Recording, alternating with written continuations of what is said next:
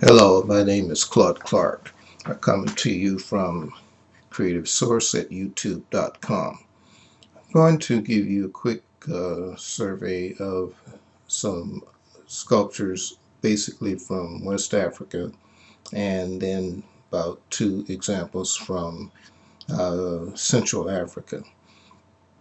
The reason for this lesson is that we're getting very little use of the database, and there's a lot of information you can get out of there, and it's a lot different from what you'll get on the African art studies pages.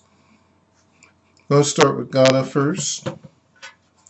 This is what is called a froa, and it has several parts to it. It's pounded metal. The rivets put in on the side, and to hold the metal together. It's pounded from sheets of metal to get this. This used for ointment oils. It's brass, bronze.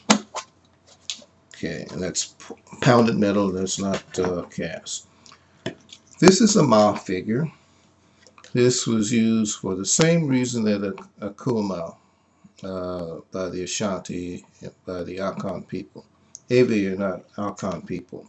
If you want to know more about this use of this type of figure, you go to the database, and you'll find plenty of information.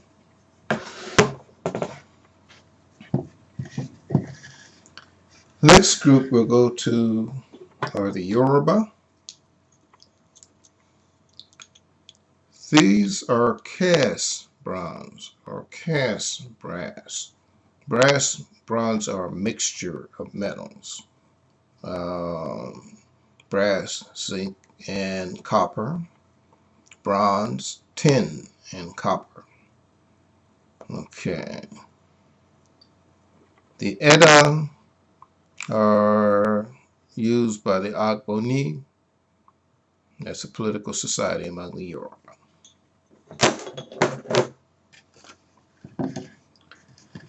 Next, we'll still continue with the Yoruba. It's produced for Ifa. All right. And this is a tray for holding the palm nuts. It's a bowl. I'm sorry, not a tray, but a bowl for Ifa. It's a Yoruba and the Orisha that this is used connection with by the Babalawo is called Ifa. This is the last thing we'll show you in Nigeria. This is money, Igbo money. This is cast bronze. Okay.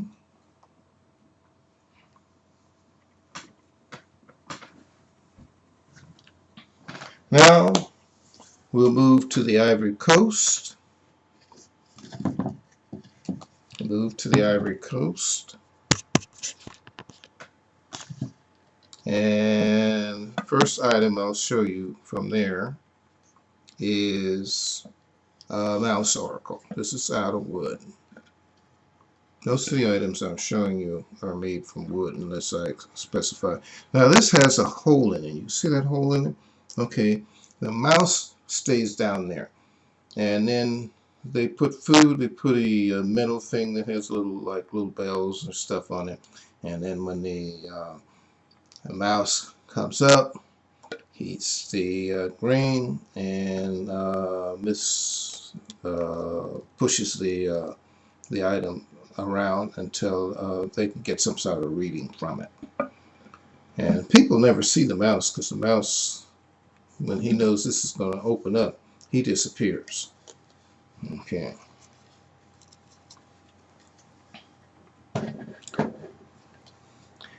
Now, that's by Bowley. We still have two other pieces, actually one piece, but two parts.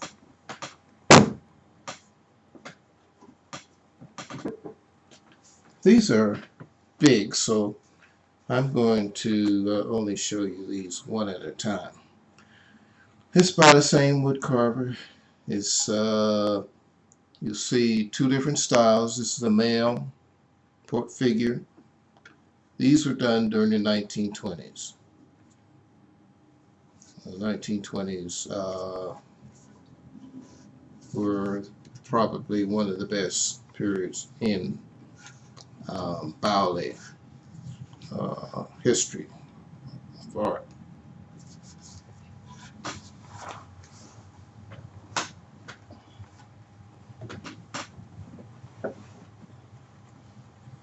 Okay,